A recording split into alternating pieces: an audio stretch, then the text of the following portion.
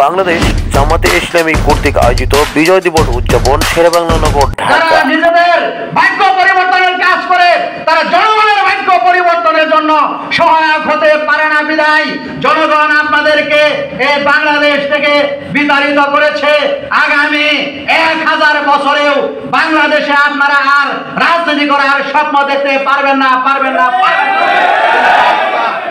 বাংলাদেশ জামাত ইসলামীকে নিয়ে প্রথম প্রশ্ন করা হয়, আমরা স্বাধীনতার পক্ষের শক্তি না বিপক্ষের? প্রিয় ভাইরা আমার, আমি স্পষ্ট করে বলতে চাই, আমরা পাকিস্তান যখন ছিল তখনও স্বাধীনতার পক্ষে ছিলাম। বাংলাদেশ স্বাধীন হওয়ার পরে অন্য কোনো ব্যক্তি বা দল দেশের সার্বভৌমত্বকে মেনে না নিলেও জামাত ইসলামী দেশের সার্বভৌমত্বকে মেনে নিয়ে রাজনীতি শুরু করেছিল। সুতরাং জামাত ইসলামী বরাবরই স্বাধীনতার পক্ষের শক্তি। আমার পিতা একজন মুক্তিযোদ্ধা। আমি ওনাকে প্রশ্ন করেছিলাম, 71 সালে আপনারা যে মুক্তিযুদ্ধে অংশগ্রহণ করেছিলেন সেখানে কি ধর্ম নিরপেক্ষতাবাদের চেতনা নিয়ে যুদ্ধ করেছিলেন না মুসলিম চেতনা নিয়ে যুদ্ধ করেছিলেন? আমার বাবা জবাব দিয়েছিল যে আসলে আমরা কোন চেতনা নিয়ে যুদ্ধ করিনি, আমরা যুদ্ধ করেছিলাম একটি স্বাধীন সার্বভৌম বাংলাদেশ প্রতিষ্ঠা করার জন্য। অথচ স্বাধীনতার পরে মিথ্যা ধোঁকা প্রতারণা দিয়ে বলা হয়েছে ধর্ম নিরপেক্ষতাবাদের চেতনায় নাকি দেশ স্বাধীন হয়েছিল। বাংলাদেশ জামাত ইসলামী শেরেবাংলা নগর উত্তর থানা কর্তৃক আয়োজিত আজকের এই মহান বিজয় দিবসের আলোচনা সভায় এ পর্যায়ে সভাপতির বক্তব্য নিয়ে আসার জন্য অনুরোধ করছি বাংলাদেশের গণমানুষের সংগঠন বাংলাদেশ জামাত ইসলামী ঢাকা মহানগরী উত্তরের প্রতিনিধি শিশুর অন্যতম সদস্য বাংলাদেশ জামাত ইসলামী শেরেবাংলা নগর উত্তর থানার সংগ্রামী আমির জনাব আব্দুল আওয়াল আজম। আলোচনা সভার কথা বলার শুরুতেই আমি মহান মাবুদের শুকরিয়া আদায় করছি, যিনি দীর্ঘ চড়াই উতরাই পেরিয়ে 54তম বিজয় দিবসে স্বাধীনভাবে প্রাণ খুলে আমাদেরকে উদযাপন করার সুযোগ দিলেন। সেই মহান মাবুদের দরবারে শুকরিয়া আদায় করব, আলহামদুলিল্লাহ। শ্রদ্ধার সাথে স্মরণ করছি 1971 সালে যারা এই স্বাধীন ভূখণ্ড তৈরি করে দেওয়ার জন্য জীবন বিলিয়ে দিয়েছেন, আল্লাহ রাব্বুল আলামিন তাদেরকে শাহাদাতের মর্যাদা দান করুন। আমরা প্রতিটি বছর যেন অপেক্ষা করতাম, এই বুঝি আমরা স্বাধীনতাকে অর্থবহ করতে পারবো, এই বুঝি আমরা স্বাধীনতার স্বাদ আস্বাদন করতে পারবো। এই প্রত্যাশা করতে করতে 24 সালের 36শে জুলাই যে বিপ্লব সংগঠিত হলো, এই বিপ্লব সংগঠিত করতে গিয়ে যারা জীবন দিলেন, আবু সাইদ মুক্ত সহ যারা পৃথিবীর বুক থেকে বিদায় হয়েছেন, আল্লাহ রাব্বুল আলামিন তাদেরকেও শাহাদাতের সর্বোচ্চ মাকাম দান করুন, বলুন আমিন। প্রিয় ভাই আমার, দেশটাকে যারাই শাসন করেছেন তারাই শাসকের ভূমিকায় অবতীর্ণ হয়েই ক্ষান্ত হননি। তারা পাকিস্তানের যে বর্বরতার কথা বলছেন, ব্রিটিশদের যে দুঃশাসনের কথা বলছেন, তার চেয়েও জুলুম নির্যাতন তারা করেছেন। আমরা দেখেছি এই জুলাই বিপ্লবে যে ট্যাঙ্কের উপর থেকে লাশ ফেলে দেওয়া হয়েছে, জীবন্ত লাশ ফেলে দিয়ে হত্যা করা হয়েছে। হেলিকপ্টার থেকে নির্বিচারে গুলি করে এদেশের দালাল ছেলেদেরকে হত্যা করা হয়েছে। এটা স্বাধীন দেশের চিত্র হতে পারে না। আমরা 90% মুসলমানের দেশ, আমরা স্বাধীনতার পতাকা যেমন পেয়েছি তেমন আমরা কালেমার পতাকা বহন করার জন্য প্রস্তুত আছি। আমরা বারবার স্বাধীন হয়েছি, কিন্তু স্বাধীনতার স্বাদ আমরা পাই নাই, স্বাধীনতাকে আমরা অর্থবহ করতে পারি নাই। এর কারণ হচ্ছে মানুষ কখনোই স্বাধীন স্বাদ পাবে না, স্বাধীনতার স্বাদ অর্জন করতে পারবে না যতক্ষণ পর্যন্ত নিজেদেরকে ভাগ্যের পরিবর্তনের চেষ্টা না করবে। করবে। আমি একটা আয়াত তেলাওয়াত করেছি, সেখানে স্পষ্ট করে বলা হয়েছে আল্লাহ রাব্বুল আলামিন ওই জাতির ভাগ্যের পরিবর্তন করেন না যারা ব্যক্তিগতভাবে তাদের চরিত্রের পরিবর্তন না করেন। প্রিয় ভাইরা আমার, আমাদেরকে চরিত্রগতভাবে সুরের জাতি হিসেবে চিত্রায়িত করা হয়েছে। বলা হয়েছিল সারা পৃথিবীর মানুষ পায় স্বর্ণের খনি, আমরা পেয়েছি চুরের খনি। এর কারণ হচ্ছে আমরা নৈতিকতা বিবর্জিত রাজনীতিতে বিভোর ছিলাম। আমরা ধর্মনিরপেক্ষতাবাদের পতাকা বহন করেছি, যার কারণে সৎ লোকের সমাগম আমরা করতে পারি না। আমরা ইসলাম বিদ্বেষী চেতনা লালন করার জন্য যে সময় ব্যয় করেছি, সেই সময় যদি ইসলামী জীবন বিধান, আল্লাহর নৈতিকতা, আল্লাহর দ্বীন কায়েমের পথে সময় ব্যয় করতাম, আমরা একটি আদর্শ সভ্য জাতি উপহার দিতে পারতাম। আল্লাহর সার্বভৌমত্ব সম্পর্কে সচেতন হবে যারা, দেশের স্বাধীনতা সার্বভৌমত্ব সম্পর্কে সচেতন হবে, দেশের নাগরিকের অধিকার সম্পর্কে সচেতন হবে, মানুষের হক প্রতিষ্ঠা করার চেষ্টা করবে, সেই লোক তৈরি করার কাজ বাংলাদেশ জামাত ইসলামী করছে। এই জন্য বাংলাদেশ জামাত ইসলামীকে শত্রুতে পরিণত করার জন্য আমাদের প্রতিবেশী আধিপত্যবাদী রাষ্ট্রের প্রেসক্রিপশন দিয়ে বাংলাদেশকে পরিচালনা করা হয়েছে 53 বছর। জনগণকে বুঝতে সময় লেগেছে। জনগণ বুঝতে পেরেছেন যারা আমাদের দেশ শাসন করেছেন তারা নিজেদের স্বার্থের জন্য শাসন করেছেন। পতিত স্বৈরাচার যারা 17 বছর এ দেশ পরিচালনা করেছেন, তাদের কর্মকাণ্ডের শ্বেতপত্র ইতিমধ্যে প্রকাশিত হয়েছে। সেখানে দেখানো হয়েছে উন্নয়ন কর্মকাণ্ডের জন্য যে বাজেট প্রণয়ন করা হয়েছে, সেই বাজেটের 40% তারা লুটপাট করেছে। কি আশ্চর্য ব্যাপার, আজব ব্যাপার! একটা দেশের 17টি বাজেট আপনি দিয়েছেন, সেই বাজেটের 40% যদি আপনি খেয়ে থাকেন, তার মানে 7টি বাজেটের সম পরিমাণ টাকা আপনি লুটপাট করেছেন। আস্তাগফিরুল্লাহ। উনি কি শাসক ছিলেন না চোর ছিলেন? এই ধরনের চোর স্বভাব যাদের, তারা তো চোরের খনি পাবেন, তারা সোনার খনি পাওয়ার যোগ্যতা রাখেন না। সোনার বাংলা গড়তে হলে সোনার মানুষ চাই। সোনার মানুষ গড়তে হলে কোরআনের কাছে যাওয়া চাই।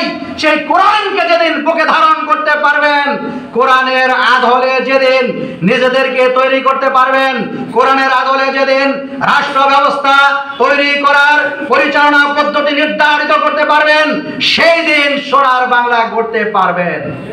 ভাইরা আমার, 90% মুসলমানের দেশে মুসলমানদের কোনো অধিকার ছিল না। 90% মুসলমানের দেশে স্বাধীনভাবে আমরা ইফতার মাহফিল করতে পারি নাই। আপনারা জানেন, ইফতার মাহফিল থেকেও আমাদের খাবারগুলো ছিনিয়ে নেওয়া হয়েছিল। আপনারা এমন কোন কর্মকাণ্ড আমাদেরকে করতে দেন নাই যাতে জনগণ আমাদের চিনতে পারে। বাংলাদেশ জামাত ইসলামীকে ভিন্নভাবে জনগণের সামনে উপস্থাপন করার চেষ্টা করা হয়েছিল এই 53 বছরে। এদিকে আজকে বিকৃত করা হয়েছে, মুসলমানদেরকে বানানো হয়েছে তারা উগ্রবাদী, মুসলমানদেরকে চিত্রিত করার চেষ্টা করা হয়েছে তারা সন্ত্রাসী, মুসলমানদেরকে বলা হয়েছে তারা হচ্ছে স্বৈরাচারী মানসিকতা লালন করে। এভাবে মুসলমানদের চরিত্রকে ধ্বংস করার জন্য কেন কাজ নাই আপনারা করেন নাই। তারপরেও এদেশের জনগণ আপনাদেরকে বাংলাদেশে থাকতে দিল না কেন, দেয় নাই কেন? তার কারণ হচ্ছে আপনারা যে মিথ্যাবাদী, আপনারা যে সততার আশ্রয় নিয়েছেন, আপনারা যে বিশ্বাসঘাতক, দেশকে লুটপাট করেছেন, দেশে বিদেশে নামে বেনামে শত শত বাড়ি এবং ফ্ল্যাট নির্মাণ করেছেন। জনগণেরা বুঝতে পেরেছে কোন শাসক গোষ্ঠী যারা নিজেদের ভাগ্য পরিবর্তনের কাজ করে, তারা জনগণের ভাগ্য পরিবর্তনের জন্য সহায়ক হতে পারে না। বিদায় জনগণ আপনাদের আমাদেরকে এই বাংলাদেশ থেকে বিতাড়িত করেছে। আগামী 1000 বছরেও বাংলাদেশে আপনারা আর রাজনীতি করার স্বপ্ন দেখতে পারবেন না। প্রিয় ভাইরা, মক্কা বিজয়ের মাধ্যমে প্রকৃতপক্ষে দুনিয়াতে অন্যায়, অসত্য, জুলুম, নির্যাতন, নিপীড়নের বিরুদ্ধে একটি সত্যের বিজয় হয়েছিল। সেই বিজয়ের পরে আল্লাহ রসুলের সাহাবীরা পৃথিবীর দিক দিগন্তে সেই বিজয়ের পতাকা নিয়ে ছড়িয়ে পড়েছিল। তারই অংশ হিসেবে আমাদের এই ভূখণ্ড পাক ভারত উপমহাদেশও বিজয়ের কেতন হয়েছিল। দীর্ঘ প্রায় 700 বছরের উপরে ইসলাম শাসন করেছিল, মুসলমানরা শাসন করেছিল এই ভারতবর্ষ, যেখানে শরিয়ার আইন প্রচলিত ছিল। 1757 সালের 23শে জুন ইংরেজ বেনিয়া এবং কিছু হিন্দু জমিদার জগৎ শেঠ, রায়দুল্লাহ, রাজবল্লভদের মতো এই কুচক্রীদের ষড়যন্ত্রের কাছে বাংলার স্বাধীনতার সূর্য অস্তমিত হয়।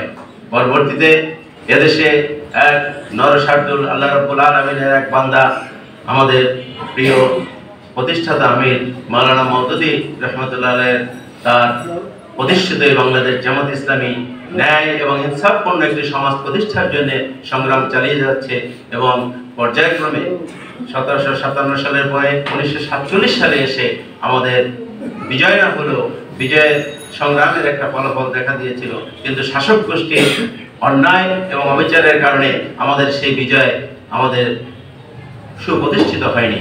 পরবর্তীতে অনিবার্য কারণবশত ভাইয়ে ভাইয়ে এক রক্তক্ষয়ী সংঘর্ষ এবং যুদ্ধের মাধ্যমে মুশরিক এবং হিন্দুত্ববাদী, ব্রাহ্মণ্যবাদী ভারতের চক্রান্তের জাল হিসেবে আমাদের দেশ দ্বিখণ্ডিত হয়ে আমরা হয়ে গেছি বাংলাদেশ, আরেকটি দেশ রয়ে গেছে পাকিস্তান। প্রিয় ভাইরা, 16ই ডিসেম্বরের সেই রক্তক্ষয়ী সংঘর্ষের মধ্য দিয়ে আমরা যে বিজয় অর্জন করেছিলাম, সেই বিজয়ও আমাদের সুপ্রতিষ্ঠিত হলো না একই কারণে, শাসক গোষ্ঠীর অন্যায়, লোভ এবং ষড়যন্ত্রের কারণে। প্রিয় ভাইরা, জন্ম হয়েছে, দেখা দিয়েছে আর এক সংঘর্ষ। দীর্ঘ 53 বছরের নিপীড়ন, নির্যাতনের মধ্য দিয়ে মানুষ আস্তে আস্তে বুঝতে চেষ্টা করে যে আমাদের সেই বিজয় প্রকৃত বিজয় ছিল না, আরেকটি বিজয় গিয়ে আমাদের অর্জন করতে হয় এই 2024 সালের 37শে জুলাই। আমার ভাইয়েরা, আপনারা যদি বুঝে থাকেন তাহলে অন্যায়, জুলুম এবং নির্যাতনের বিরুদ্ধে ন্যায় এবং ইনসাফপূর্ণ একটা সমাজ প্রতিষ্ঠা করতে হলে একমাত্র আল্লাহর আইন ছাড়া আর কোনো কিছু দিয়ে সম্ভব না। তাই আজকের এই বিজয়ের দিনে আপনাদেরকে আমি আহ্বান জানাবো, আল্লাহ রসুলের সাহাবীরা যেভাবে মক্কা বিজয়ের পরে সারা পৃথিবীতে দিক দিগন্তে ছড়িয়ে পড়েছিল, আপনারা আজকে এই বিজয়ের আলোচনা সভা থেকে, বিজয় দিবসের এই অনুষ্ঠান থেকে বের হয়ে আমাদের যে মূল বক্তব্য, আমাদের যে মূল কথা, অন্যায়, নিপীড়ন, জুলুম এবং শোষণের বিরুদ্ধে একটি ন্যায় এবং ইনসাফপূর্ণ, বৈষম্য বিরোধী একটা শান্তিপূর্ণ সমাজ আমরা প্রতিষ্ঠা করতে চাই। সেটা আল্লাহর আইন এবং সত্যের শাসনের মাধ্যমেই সম্ভব। সেই স্লোগান, সেই কার্যক্রম, সেই দাওয়াতি কার্যক্রম নিয়ে আপনারা এখান থেকে বেরিয়ে যাবেন, এই আশাবাদ ব্যক্ত করেই আমি আমার বক্তব্য শেষ করছি। আসসালামু আলাইকুম ওয়া রাহমাতুল্লাহ। আমরা যদি আজকের থেকে মাত্র 1 বছর আগে এই বিজয় দিবসের কথা যদি আমরা চিন্তা করতাম, তাহলে আমাদের গায়ের রগগুলো শিউরে উঠত। কিভাবে আমি একটি স্বাধীন দেশে বিজয়ের কথা আমার মুখ থেকে স্পষ্টভাবে বলতে পারি, এরকম একটি পরিবেশ আমরা কখনোই 1 বছর আগেও দেখতে পারি নাই। আমরা আজকে দাঁড়িয়ে যখন বাংলাদেশের বিজয় দিবসের আলোচনা সভা করছি, তখন আমরা 1 বছর আগেও আমরা এটা চিন্তা করতে পারিনি এরকম একটি স্বাধীনভাবে উন্মুক্ত পরিবেশে আমাদের মনের কথাগুলো স্বাধীন দেশের একজন নাগরিক হিসাবে আমরা ব্যক্ত করতে পারবো। এরকম পরিবেশ নিয়ে আসার জন্য যারা 5ই আগস্ট বাংলাদেশের স্বৈর শাসক থেকে বাংলাদেশকে একটি স্বাধীন সার্বভৌম রাষ্ট্র হিসাবে কথা বলার জন্য এরকম সুযোগ করে দিয়েছেন, আমরা আজকে আমাদের প্রোগ্রামের শুরুতেই তাদের জন্য মহান রব্বুল আলামিনের দরবারে দোয়া করি, আল্লাহ রব্বুল আলামিন তাদের প্রত্যেককেই জন্য প্রকৃত শাহাদাতের মর্যাদা দান করে, আমিন। প্রিয় উপস্থিত ভাইরা, আমি আমার সংক্ষিপ্ত কথা এখানে এভাবে বলতে চাই যে আসুন আমরা বাংলাদেশকে যেভাবে 5ই আগস্টের পরে পেয়েছি, এই বাংলাদেশকে নিয়ে আগামী দিনে যেন এরকম পরিবেশ পরিস্থিতি কখনো তৈরি না হয় যে দেশে স্বাধীন আকাশে একটি ঘুড়ি উড়বে, সেই ঘুড়িকে কন্ট্রোলিং করার জন্য পার্শ্ববর্তী ভারত থেকে সকল ধরনের চক্রান্ত করা হবে। আমরা এরকম বাংলাদেশ আগামী দিনে আর দেখতে চাই না। আপনারা কি সবাই এরকম একটি বাংলাদেশ আমরা আগামী দিনে যেন এরকম একটি বাংলাদেশ তৈরি করতে পারি? যে দেশে সকল মানুষ তাদের নাগরিক হিসাবে অধিকার প্রয়োগ করতে পারবে, যে দেশের একজন স্বাধীন নাগরিক হিসাবে আগামী দিনের শাসক যারা সেবকের ভূমিকায় অবতীর্ণ হবে, এরকম একটি শাসক গোষ্ঠীকে আগামী দিনে বাংলাদেশের ক্ষমতার মসনদে বসানোর জন্য আমরা কি সকলে ঐক্যবদ্ধভাবে কাজ করতে প্রস্তুত? আমাদেরকে এই তৌফিক দান করুন এ ধরনের কাজ করার জন্য। আগামী দিনে সবাইকে আমাদের যে জায়গা থেকে সক্রিয়ভাবে সোচ্চারভাবে কাজ করতে হবে এবং এই কাজের জন্য যারা আমাদের সামনে এসে প্রতিবন্ধকতা তৈরি করবে, কারণ চক্ষু রাখাদিকে নয়, কারণ ভয়কে নয়, কারণ কোনো কিছুকে পরোয়া না করে আগামী দিনে আমরা অবশ্যই এগিয়ে যাবো। আল্লাহ তাআলার কাছে এই তৌফিক কামনা করে সকলকে ধন্যবাদ জানিয়ে আমার কথা এখানে শেষ করছি। স্বাধীনতা কি আমরা কখনোই অর্জন করতে পেরেছিলাম?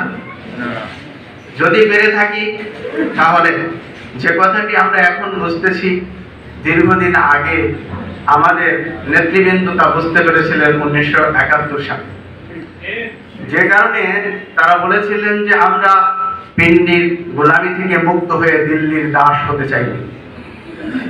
আসলে তখন আমরা না বুঝলেও আজ ঠিকই আমরা বুঝতে পেরেছি, যার জন্য স্বাধীনতা যুদ্ধের একজন মুক্তিযোদ্ধা খেতাবধারী তিনি বলেছিলেন যে কথাটা জামাতে ইসলাম 1971 সালে বলেছিল, আমরা সেই কথাটা বুঝতে পেরেছি 50 বছর পরে। যদি 50 বছর আগে এই কথাটি বুঝতে পারতাম তাহলে হয়তো স্বাধীনতা যুদ্ধে অংশগ্রহণই করতাম না। সম্মানিত ভাইয়েরা, আমাদের বুঝতে হবে আমরা স্বাধীনতা অর্জন করি, কিন্তু স্বাধীনতা কি আসলে আমরা পাই?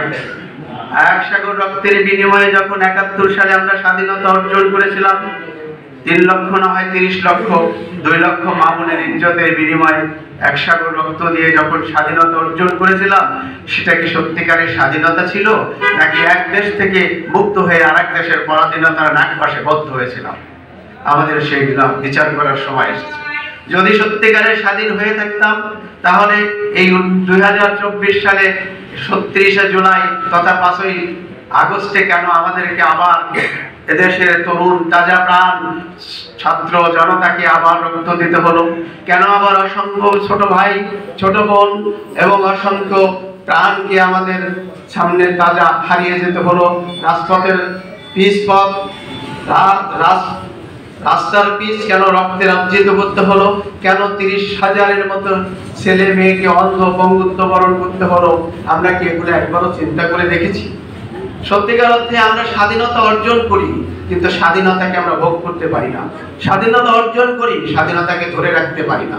স্বাধীনতাকে আমরা যদি অর্জন করার পরে সেটাকে উপভোগ করতে চাই, ধরে রাখতে চাই, তাহলে আমাদেরকে ফিরে আসতে হবে সেই জায়গায় যেখানে মানুষে মানুষে ভেদাভেদ থাকবে না, যেখানে মানুষে মানুষে শত্রুতা থাকবে না, যেখানে মানুষে মানুষে পরস্পর বন্ধুত্বের হাত বাড়িয়ে দিবে। সেই রাস্তায় আমাদেরকে চলতে হবে। আর সেই রাস্তার জন্য একটি পথ, আল্লাহ রাসূলের প্রদত্ত প্রদর্শিত সেই পথ এবং আল্লাহর প্রদত্ত কিতাবের যে রাস্তা, সেই রাস্তা আমাদেরকে সিরাতুল মুস্তাকিমের পথে চলতে হবে। যে পথে চললে মানুষ মানুষকে বুঝতে পারবে, যে পথে চললে মানুষ মানুষের স্বাধীনতাকে উপভোগ করতে পারবে, যে পথে চললে মানুষ মানুষকে তার হক আদায় করার যথাযথ মর্যাদা দেবে। আমরা সত্যিকার অর্থে যদি কোরআনের রাস্তায় চলতে পারি, আমরা যদি কোরআন থেকে নিজেদেরকে শিক্ষা দিয়ে সেই শিক্ষায় আলোকিত হতে পারি, সেই শিক্ষা মানুষের মধ্যে ছড়ায় দিতে পারি, তাহলে মানুষের ভিতরে এই শত্রুতা, ভেদাভেদ, ক্ষমতার দ্বন্দ্ব, অহমিকা এগুলো দূর হবে। আর যদি আমরা কোরআনের রাস্তা থেকে নিজেদেরকে বিচ্যুত করে দূরে রাখি, তাহলে সত্যিকার অর্থে আমরা স্বাধীনতা কোনোদিনই উপভোগ করতে পারবো না। হয়তো বারবার আমাদের কিভাবে স্বাধীনতা অর্জন করতে হবে, অসংখ্য তাজা প্রাণ রক্তে ঝরাতে হবে। আমরা কি তা চাই? যদি আমরা তা না চাই, তাহলে সকলে আমরা যেহেতু এখানে প্রায় মুসলমান, হয়তো দু একজন অন্য ধর্মে থাকতেও পারে, আমরা যেহেতু মুসলমান, তাহলে আমরা সত্যিকারের কেন মুসলমান হওয়ার জন্য চেষ্টা করি না? কেন আমরা ইহদিনাস সিরাতাল মুস্তাকিমের রাস্তায় চলি না? কেন আমরা নিজেদেরকে শুধু মুসলমান বলি, অথচ আল্লাহ তো বলছে ইয়া আইয়ুহাল্লাযীনা আমানু উদখুলু ফিস-সিলমি কাফা ওয়া লা তাত্তাবিউ খুতুওয়াতিশ শাইতান ইন্নাহু লাকুম আদুউম মুবিন। হে ঈমানদাররা, তোমরা পরিপূর্ণভাবে ইসলামে প্রবেশ করো, শয়তানের পদঙ্ক অনুসরণ করো না, সে তোমাদের প্রকাশ্য দুশমন। যদি আমরা পরিপূর্ণভাবে নিজেদেরকে ইসলামে প্রবেশ করাতে পারি, নিজেদেরকে পরিপূর্ণভাবে ইসলামকে অনুসরণের যোগ্য করে গড়ে তুলতে পারি, শয়তানকে দূরে রাখতে পারি, তার পদক্ষেপ অনুসরণ না করি, তাহলে আমরা প্রকৃতপক্ষে একজন আরেকজনের ভাই হব, একজন আরেকজনের বন্ধু হব, একজন আরেকজনের সুখে এবং দুঃখে পরস্পরের সাথী হব, সহযোগী হব। তাহলে সত্যিকারের স্বাধীনতা অর্জন করতে পারবো। বিদেশি শত্রুদের যে থাবা সেটা যদি থেকে মুক্ত থাকতে চাই, সেই শত্রুর সবল এবং থাবা থেকে মুক্ত থাকতে হলে আমাদেরকে একতাবদ্ধ থাকতে হবে, ঐক্যবদ্ধ থাকতে হবে। সেই একতাবদ্ধ এবং ঐক্যবদ্ধ থাকার জন্য আমাদের যে জিনিসটি প্রয়োজন সবচেয়ে বেশি, সেটা হলো রাসূলের শিক্ষা। সময় নেব না, তো আমার দুই পাশে দুইটা কথা লেখা আছে, আপনারা সবাই দেখতে পাচ্ছেন। এক পাশে লেখা আছে যে স্বাধীনতা অর্জন হচ্ছে রক্ষা করা কঠিন, আর বাম পাশে লেখা আছে যে অরক্ষিত স্বাধীনতায় পরাধীনতা। আমরা বারবার স্বাধীনতা অর্জন করলেও এই দুইটা জিনিসের অভাবের কারণে আমরা কখনোই আমাদের স্বাধীনতা ধরে রাখতে পারিনি। আবারও আমরা যদি দেখি যে যেই উদ্দেশ্যকে লক্ষ্য করে আমরা হচ্ছে এই 24-এর স্বাধীনতা অর্জন করেছিলাম, সেই 24-এর স্বাধীনতাও আমরা এখনো পুরোপুরিভাবে উপভোগ করতে পারছি না। আমরা এখনো বলে যাচ্ছি যে দিল্লি না ঢাকা, ঢাকা ঢাকা। কেন আমাদের বলতে হচ্ছে? বাংলাদেশ জামাত ইসলামী বাংলাদেশের স্বাধীনতা রক্ষায় বরাবরই বাংলাদেশের স্বাধীনতা সার্বভৌমত্ব রক্ষায় অগ্রগামী ছিল। বাংলাদেশের স্বাধীনতা এবং সার্বভৌমত্বের উপরে যদি দিল্লির কোনো একটুকু আচরণ আসে, তাদের কোনো থাবা আসে, বাংলাদেশ জামাত ইসলামী অগ্রগামী হয়ে সবার আগে বাংলাদেশকে রক্ষা করবে ইনশাআল্লাহ।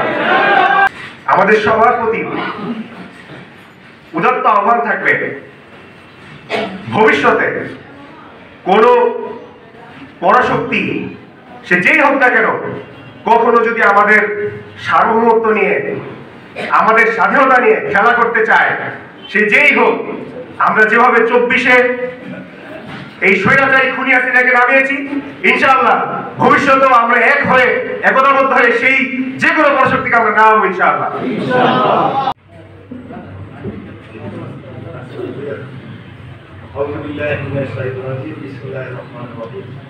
প্রিয় ভাইরা, আমরা সেই 53 বছর হয়ে গেছে আমাদের বিজয়ের, সেই 54তম বছর চলছে, কিন্তু আদৌ কি আমরা স্বাধীনতা অর্জন করতে পেরেছি? আদৌ কি আমরা স্বাধীনভাবে কথা বলতে পেরেছি? না, আমরা পারিনি।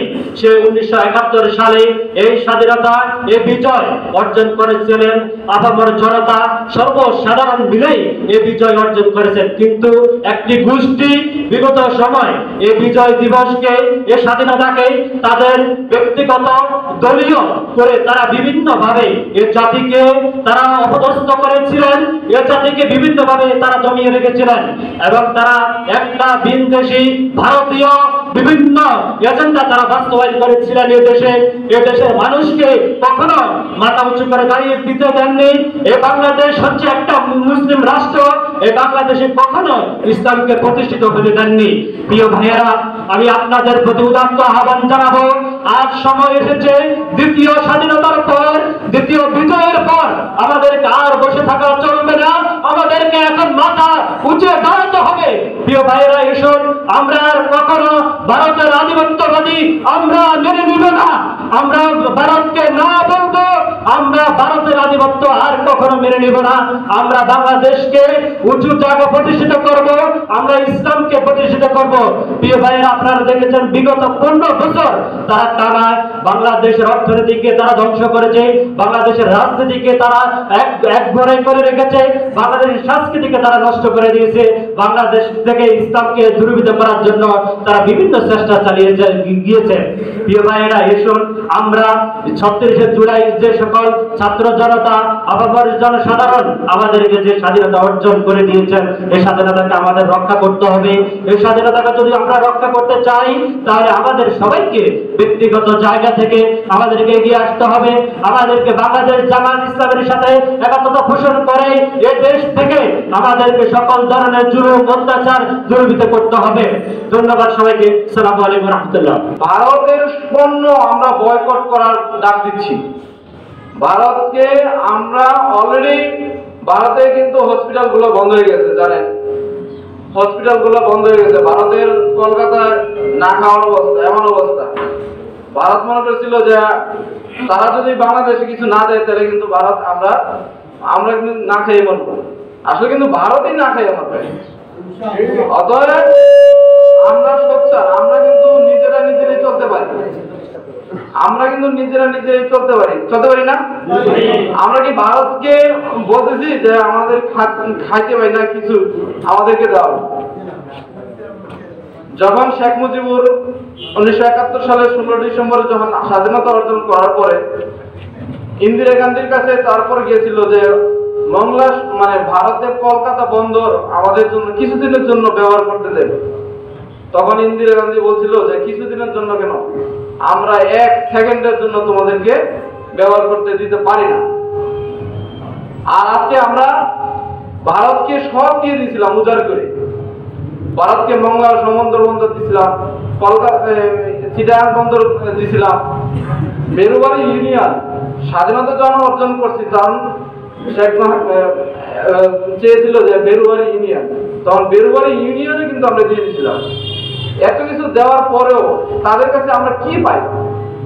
পেয়েছি কিছু? আমরা কিন্তু কিছুই পাইনি। অতএব ভারতের দাবিদারি নয়, ভারতের কোনো কথা আমরা শুনতে চাই না। رب اشرح لي صدري ويسر لي امري واحلل عقدة من لساني يفقهوا قولي। মহান রব্বুল আলামিনের কাছে অশেষ শুকরিয়া যে এই বিজয় দিবস উদযাপন আমরা গত কয়েক বছর করতে পারিনি। 53 বছর পর্যন্ত আমরা এই বিজয় দিবস উদযাপন করতে পারিনি, কিন্তু আমাদের কাছে এখন মনে হচ্ছে বিজয় দিবসটা আমাদের আসল স্বাদ নিয়ে আমরা উদযাপন করতে পেরেছি। 36শে জুলাই আমরা যে স্বাধীনতা অর্জন করতে পেরেছি, এই স্বাধীনতা অর্জনের মধ্য দিয়ে আমরা প্রকৃত স্বাধীনতার স্বাদ আমরা সবাই উদযাপন করতে পারতেছি।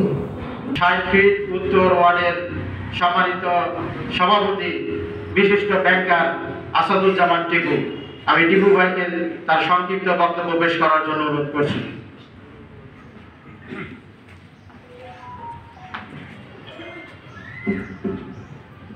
আউযু বিল্লাহি মিনাশ শাইতানির রাজিম। বিসমিল্লাহির রহমানির রহিম। মহান রবের প্রতি শুকরিয়া জ্ঞাপন করি যে মহান আল্লাহ রাব্বুল আলামিন আমাদেরকে 1971 সালের 16 ডিসেম্বর আমাদেরকে একটি বিজয় দান করেছিল এবং 2024-এর 36শে জুলাই তথা 5ই আগস্ট আল্লাহ রাব্বুল আলামিন আমাদেরকে ফ্যাসিবাদ, জুলুম, নির্যাতনের যিনি মাস্টার মাইন্ড, সেই ফ্যাসিবাদের কাছ থেকে মহান আল্লাহ তাআলা আমাদেরকে আরেকটা বিজয় দান করেছেন। এজন্য শুরুতেই সেই মহান রব্বুল আলামিনের দরবারে শুকরিয়া আদায় করি, আলহামদুলিল্লাহ।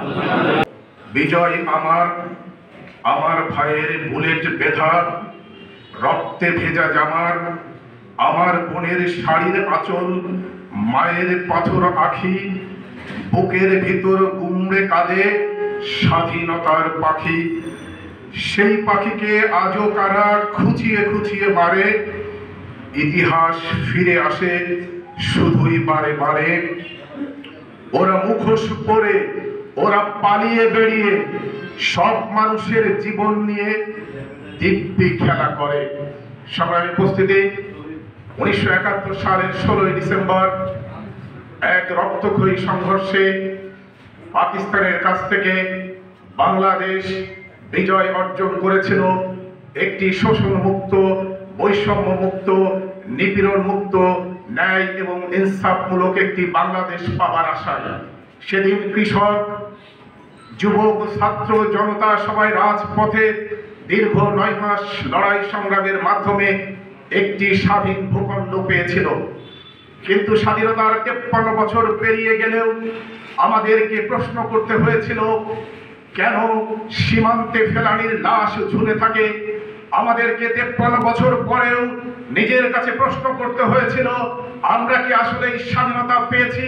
কেন মিথ্যা অপবাদে এদেশের আলেম ওলামাদের অন্য একটি ভিন দেশের সন্তুষ্টির জন্য এক গভীর চক্রান্তের মাধ্যমে এদেশের আলেম ওলামাদের ফাঁসিতে ঝুলিয়ে হত্যা করা হয়েছিল। স্বাধীনতার 53 বছর পেরিয়ে গেলেও আজও আমরা নিজের বিবেকের কাছে যখন প্রশ্ন করি আমার ভাই কেন বৈষম্যের শিকার, আজও কেন ছাত্র জনতা রাজপথে তাদের রক্ত দিচ্ছে, তখন আমাদের কাছে প্রশ্ন জাগে আমরা কি 53 বছর আসলে কি স্বাধীনতার স্বাদ ভোগ করতে পেরেছিলাম? কিন্তু না, আবার আমাদেরকে কেন রাজপথে নামতে হয়েছিল? আবার কেন ফেলানির লাশ নিয়ে আমাদেরকে বলতে হয়েছিল?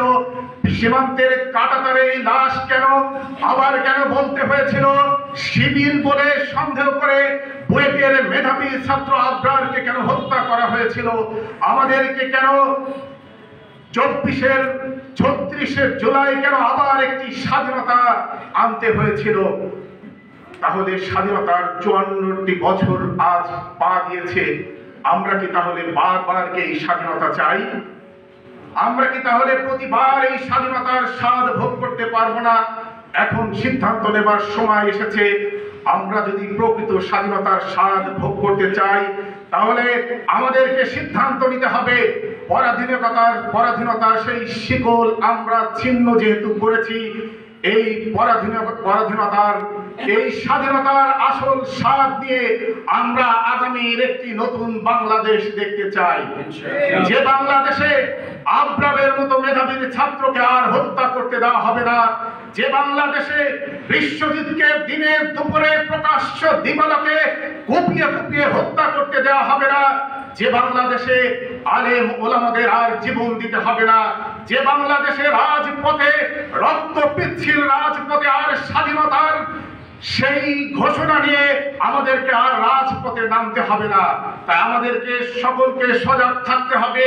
আমাদের এই জাতির পতাকা ওরা আবার খামচে ধরতে চাই, ওদের সেই কালো হাত বাংলাদেশ জামায়াত ইসলামী একসাথে এক কাতারে দাঁড়িয়ে এদেশের সকল মানুষকে নিয়ে সেই কালো হাত গুড়িয়ে দেবে ইনশাআল্লাহ। এই উপস্থিতি, আমি আমার বক্তব্য দীর্ঘায়িত করব না, শুধু বলবো 24-এর স্বাধীনতায় আমরা 71 দেখিনি, আমরা দেখেছি 24-এর সেই নরপিশাচ, আমরা 71-এর পাক হায়নার বাহিনীর সেই স্টিম রোলার চালানো দেখিনি, কিন্তু আমরা দেখেছি সেই বিভৎস লাশ, আমরা দেখেছি 24-এর সেই গণহত্যা। তাই সেই গণহত্যাকারী সেই ফ্যাসিবাদীর বিচার কামনা করে আজকে এখান থেকে আমি আমার বক্তব্য শেষ করছি। সকলকে ধন্যবাদ। ওয়া মা তৌফিক ইল্লা বিল্লাহ। আসসালামু আলাইকুম ওয়া রাহমাতুল্লাহ।